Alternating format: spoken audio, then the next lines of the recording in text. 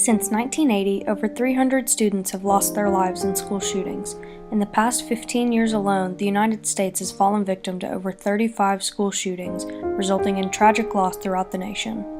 One shooting in particular, the Columbine Massacre, resulted in the death of 13 students, left 26 others injured, and brought the community to its knees.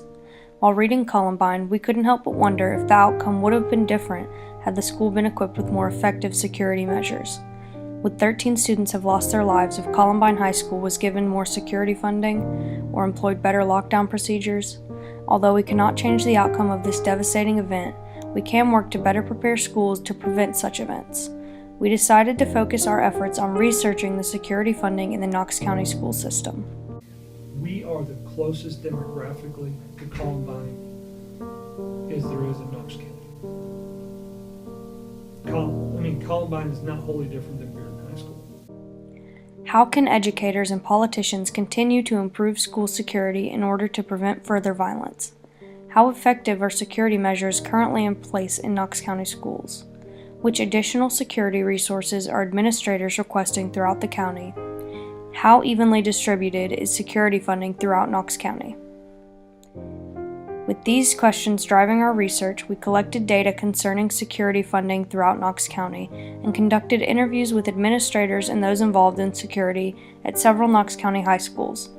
Our group surveyed 12 administrators from Knox County schools across urban, suburban, and rural settings, all varying in level of education.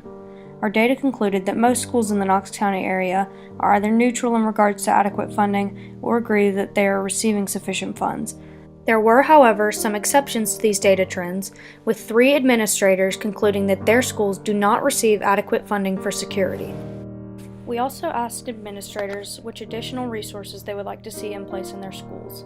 While only 3 administrators requested the use of additional resource officers, 7 requested the use of more cameras in their schools. As more technology comes available and more resources come available, they can help with that. Every school system has a camera, or every school in the system has cameras now, but ours are antiquated, truthfully, if you can have antiquated video cameras, and that makes things difficult. So you want to find that balance. In the end, there's nothing that's going to make a school 100% safe, and that's the fear.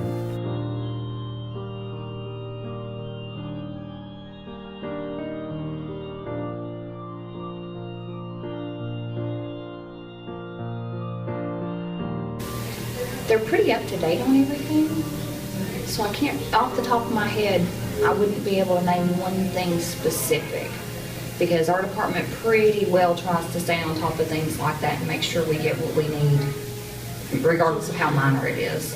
Having just one security officer for now over a year has stretched everybody real thin. So it goes from, okay, that same security officer is working the parking lot to make sure people aren't parked in places not supposed to be parked, but also locking gates and then making sure they're standing out in proximity at lunch and make sure everything's covered. There's a lot of different things that you're trying to do with just one person. We just don't have the people, the resources. So the additional people is what we need more. I would trade additional security personnel for better cameras. In other words, you can have the cameras. I need personnel. Personnel is going to keep something from happening.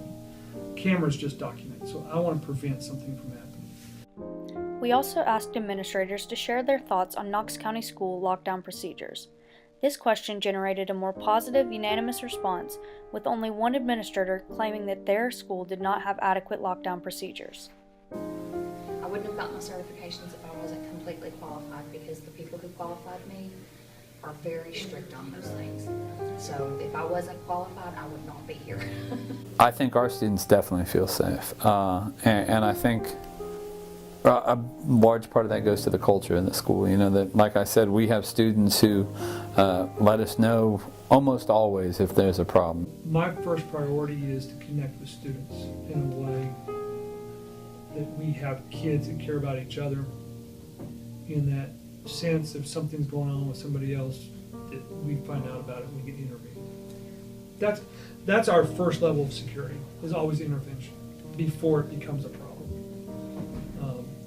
But that's really it's difficult to do sometimes. and you got to make sure you work hard at doing it. But you do that through building relationships.